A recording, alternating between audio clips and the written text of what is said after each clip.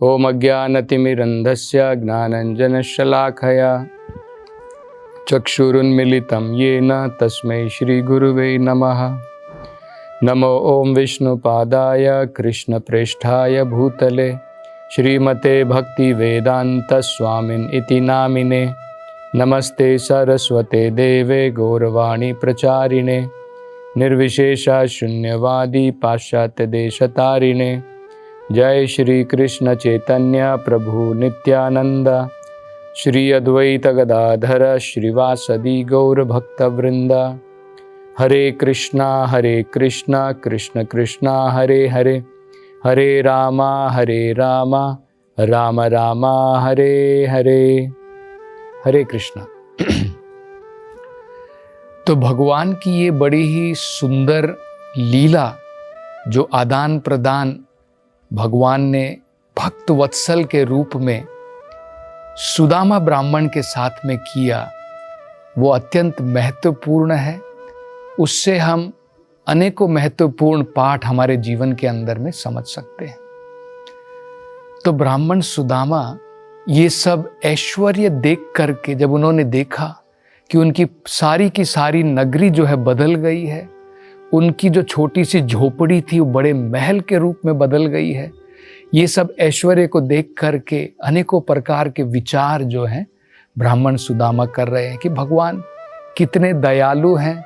उन्होंने जो है अपने इस मित्र के ऊपर कितने प्रकार के उपकार भगवान ने वहाँ पर किए हैं। तो ब्राह्मण सुदामा एक बड़ा महत्वपूर्ण अंग सोचते हैं जो हमें अपने जीवन के अंदर में बड़ी ही महत्वपूर्णता के साथ समझना है। वो सोच रहे हैं कि भगवान तो एक बादल के समान दयालु हैं। बादल क्या करता है, वो जगह को नहीं देखता है कहां पर बरसना है। पत्थर हो, समुद्र हो जहां पर पहले बहुत सारा पानी है, या फिर जमीन हो। अब पत्थर के ऊपर पानी बरसने के बाद में कुछ ज्यादा फायदा नहीं है, और पानी जहां पर समुद्र है वहां पर ऑलरेडी इतना सारा पानी है, वहां पर भी पानी की भी जरूरत नहीं है। तो जमीन के अंदर में हो सकता है कि पानी की जरूरत हो, लेकिन बादल जो है इस प्रकार का भेद नहीं करता है, बिना भेद किए हुए सब जगह पर बरसता है। इसी प्रकार से भगवान कृष्ण की कृपा सभी जीवों के लिए इसी प्रकार से बरसती है। लेकिन क्या होता है, ये उदाहरण दिया जाता है, एक किसान है, वो देखता है, वो सोच रहा है कि कब बारिश आएगी, कब वर्षा आएगी, कब वो खेतों के अंदर में जो है अनेकों प्रकार की फसल उपजाएगा। तो जब वो सवेरे सोकर के उठता है, रात को भगवान की कृपा के द्वारा घनघोर वहां पर बारिश होती है, जो उसकी जमीन के लिए जो जरूरत होती है उतनी वर्षा वहां पर भगवान करते हैं। लेकिन सवेरे उठने के बाद फिर भी जो है ये लालसा बनी रहती है किसान के अंदर में कि अभी लगता है कम बारिश हुई है और बारिश होनी चाहिए। तो भौतिक संसार में लोग इसी प्रकार से हैं। भगवान की कृपा के द्वारा उनके पास में अनेकों प्रकार की सुख, उनके प्रकार में अनेकों प्रकार की सुविधाएं, समृद्धि सब रहती हैं, लेकिन फिर भी अपने जीवन के अंदर में वो सोचते हैं कि मेरे ऊपर भगवान की थोड़ी कम कृपा हुई है और भगवान की जो है कृपा होनी चाहिए और मेरी सुख समृद्धि जो है बढ़नी चाहिए। लेकिन इसके उल्टे हम लोग देख सकते हैं, इसके विपरीत में हम देख सकते हैं। देखिए यहाँ पर भगवान सब कुछ देते हैं, फिर भी हम असंतुष्ट हैं, फिर भी सोचते हैं कि भगवान ने अभी भी जो है सब कुछ नहीं दिया है मेरे जीवन में और मुझे चाहिए। लेकिन जरा विपरीत में अगर हम भगवान की देखें, भगवान के गुणों को देखें, तो बड़े ही आश्चर्यजनक है भगवान के गुण। हम अपनी तरफ से, जैसे सुदामा ब्राह्मण का ही हम उदाहरण देख सकते हैं। उन्होंने अपने जीवन में भगवान को क्या प्रदान किया। उन्होंने प्रेम के द्वारा भगवान को जो है जो सत्तू वो लेकर के आए थे, जो अवलकी, जो चावल, सूखे हुए जो चावल थे, उन्होंने जो है वो भगवान को एक मुट्ठी जो है भगवान को उन्होंने अर्पण की।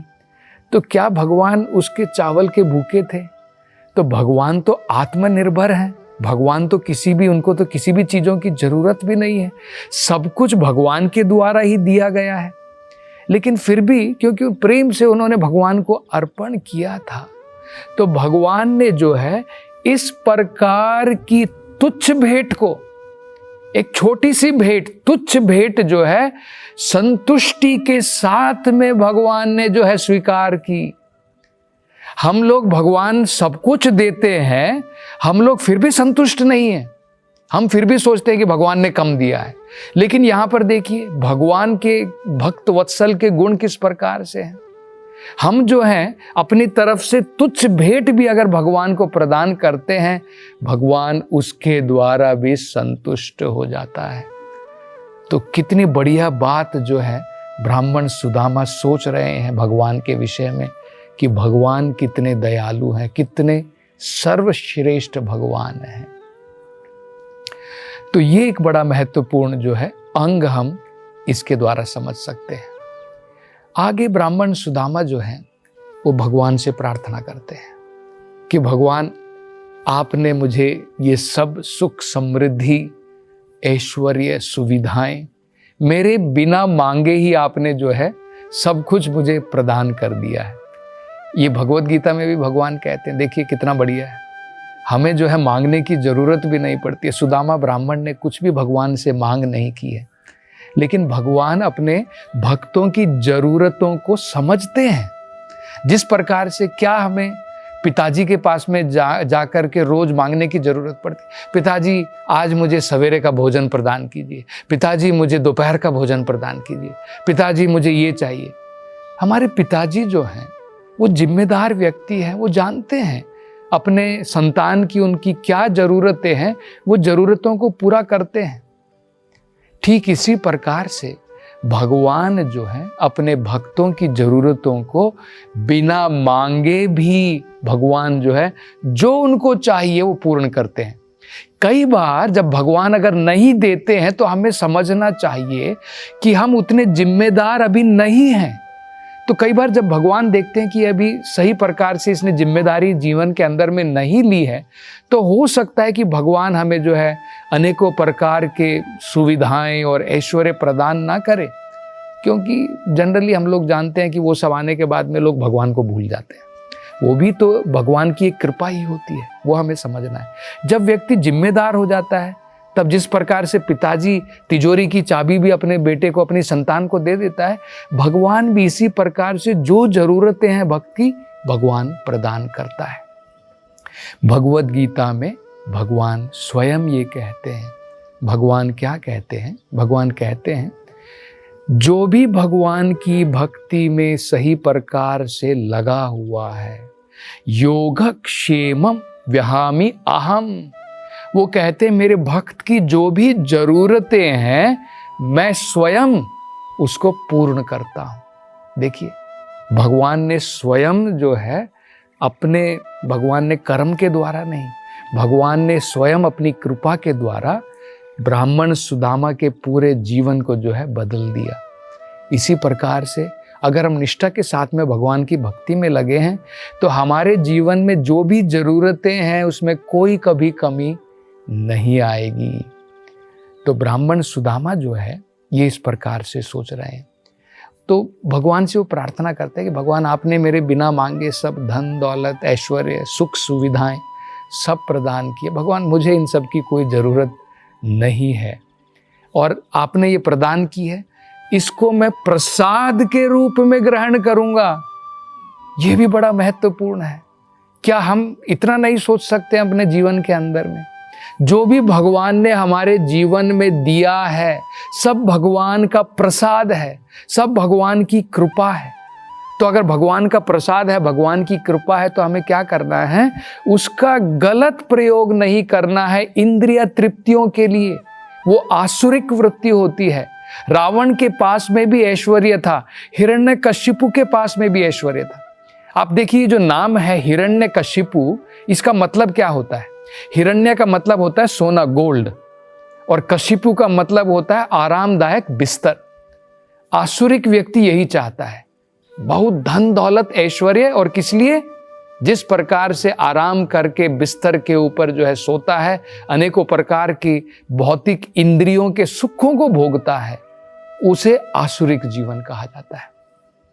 भक्त क्या करता है, हमें जो सुदामा से सीखना चाहिए, हमें ये सीखना चाहिए कि जिस प्रकार से वो भगवान के प्रसाद के रूप में उन्होंने ग्रहण किया, तो क्या हमें नहीं सोचना चाहिए कि भगवान ने जो कुछ भी हमको दिया है वो सब भगवान की कृपा है, भगवान का प्रसाद है। तो भगवान के प्रसाद के रूप में हमें उसे ग्रहण करके भगवान की सेवा में लगाना चाहिए। और जो हमारे जीवन के अंदर में जरूरतें हैं उसके लिए हम लगाते हैं, लेकिन इंद्रिय तृप्तियों के लिए नहीं, इस भौतिक वासनाओं को पूरा करने के लिए नहीं, अपनी काम वासनाओं को पूरा करने के लिए जो है हमें धन दौलत ऐश्वर्य का प्रयोग नहीं करना चाहिए। जितनी हमारे जीवन के अंदर में जरूरतें हैं उसके लिए भगवान ने सब कुछ दिया है, ये हमें समझना चाहिए। इस प्रकार से अगर हम अपने जीवन को व्यतीत करेंगे तो भगवान की अनुग्रह, भगवान की कृपा हमें जरूर प्राप्त होगी। तो ये भी जो है बड़ा ही सुंदर विचार सुदामा ब्राह्मण कर रहे हैं। आगे वो भगवान से प्रार्थना करते हैं कि भगवान आपने सब बिना मांगे दिया है और मैं इसका प्रयोग जो हूँ अपनी इंद्रिय तृप्ति के लिए नहीं करूँगा, आपके प्रसाद के रूप में मैं इसको लेकर के जो है आपकी सेवा में ही अर्जित करूँगा। आगे वो भगवान से कहते हैं, हे भगवान, इन सब के बीच में कृपा करके मेरे ऊपर इतनी अनुग्रह जरूर कीजिए कि इन सब चीज़ों की मुझे कोई ज़रूरत नहीं है, लेकिन आपकी भक्ति में इनका प्रयोग जरूर करूँगा। लेकिन सदैव आपके चरण कमलों में मेरी निष्ठा बनी रहे, मेरी निष्ठा वहाँ से दूर ना हो। हमेशा मैं आपके चरण कमल में, मेरी निष्ठा वहाँ पर बने रहे, आपकी भक्ति से मैं कभी भी भटकूँ नहीं।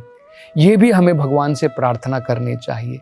जब हमारे पास में धन दौलत ऐश्वर्य रहते हैं तो इनके कारण हम भटक सकते हैं, लेकिन अगर हम भगवान से प्रार्थना करते रहे निरंतर कि भगवान ये तो जो है सब टेम्परेरी है, आपने इस भौतिक संसार में मुझे कुछ प्रदान किया है और संसार छोड़ने के बाद में सब चला जाएगा, तो मैं इसके साथ में आसक्त होकर के अपने इंद्रिय तृप्ति के लिए इसका प्रयोग करूं, ये सही नहीं है।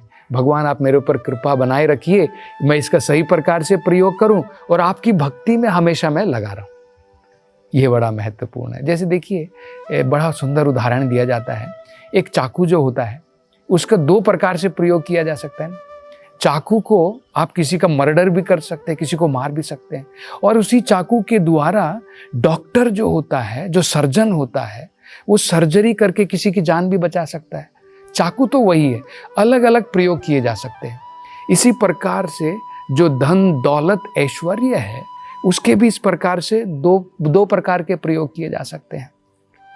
अगर हम चाहें तो इंद्रिय तृप्ति के भोग में उसे लगा सकते हैं या फिर भगवान की सेवा में लगा सकते हैं, और दोनों में बहुत अंतर होता है। एक भगवान का भक्ति में आगे बढ़ेगा और एक इस संसार के अंदर में असुरों की तरह दुखों को, कष्टों का भोग करेगा। तो दोनों में बड़ा अंतर होता है।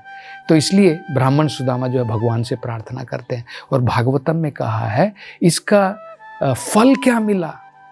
इसके फल स्वरूप ब्राह्मण सुदामा जो है इस भौतिक संसार के अंदर में बड़े ही सुख समृद्धि के साथ में रहे और अपने जीवन के अंत में भगवान के धाम में उनको प्रवेश मिला। और इससे बड़ा हम लोग क्या सुख की प्राप्ति के बारे में सोच सकते हैं।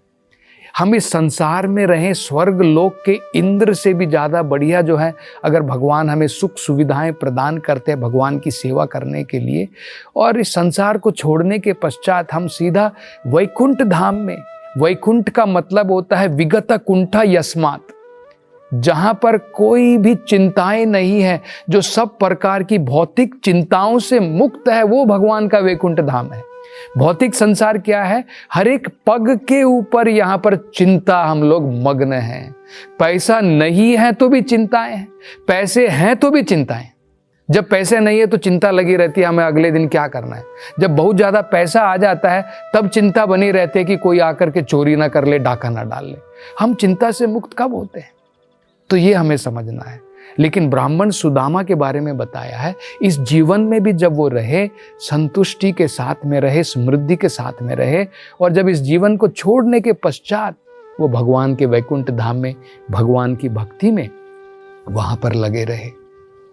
और शुकदेव गोस्वामी जी बताते हैं, जो भी इस कथा को सुनता है, जिस प्रकार से श्रेष्ठ ब्राह्मण, ये हमें समझना है, देखिए बहुत महत्वपूर्ण है जो मैं बता रहा हूं। हम अपनी तरफ से छोटा कदम भगवान की तरफ लेते हैं। सुदामा ब्राह्मण ने भगवान को क्या दिया? एक तुच्छ चीज भगवान को अर्पण की, तो क्या उसका कुछ जीवन में चला गया, लॉस हो गया? हम देखते हैं मिलियन टाइम, लाखों गुना, करोड़ों गुना उसको केवल फायदा हुआ, कुछ उसके जीवन में विफल नहीं हुआ। इसी प्रकार से अगर हम भगवान के लिए कुछ देते हैं तो हमें ये नहीं सोचना चाहिए, जैसे हम लोग बिजनेस इन्वेस्टमेंट में लगाते हैं ना, सोचते हैं यहाँ पर प्रॉफिट मिलेगा नहीं मिलेगा, इस प्रकार से अनेकों हम लोग जो है विचार करते हैं। लेकिन ये विचार कीजिए, भगवान की सेवा में, जहाँ पर भगवान की सही प्रकार की सेवा चल रही है, अगर हम कुछ प्रदान करते हैं भगवान की योजना के लिए, भगवान जो इस संसार के अंदर में कुछ करना चाहते हैं, जैसे भगवान भगवत गीता का प्रचार, कृष्ण कथा का प्रचार करवाना चाहते हैं, तो उसके लिए अगर हम कुछ भी सेवा, कुछ भी प्रदान, तुच्छ चीज भी अपनी तरफ से देते हैं, हमारा कोई लॉस नहीं है। हमें केवल हजारों गुना, लाखों गुना जो है भगवान से प्राप्ति होती है, जिस प्रकार से हम सुदामा ब्राह्मण के जीवन में देख सकते हैं। तो ये आशीर्वाद जो है शुकदेव गोस्वामी जी देते हैं कि जो भी इस कथा को सुनता है, इस प्रकार से जो है लाभान्वित होता है इस संसार के अंदर में। और आगे की भगवान की कथाएं अब हम अगली कथा में करेंगे। हरे कृष्णा।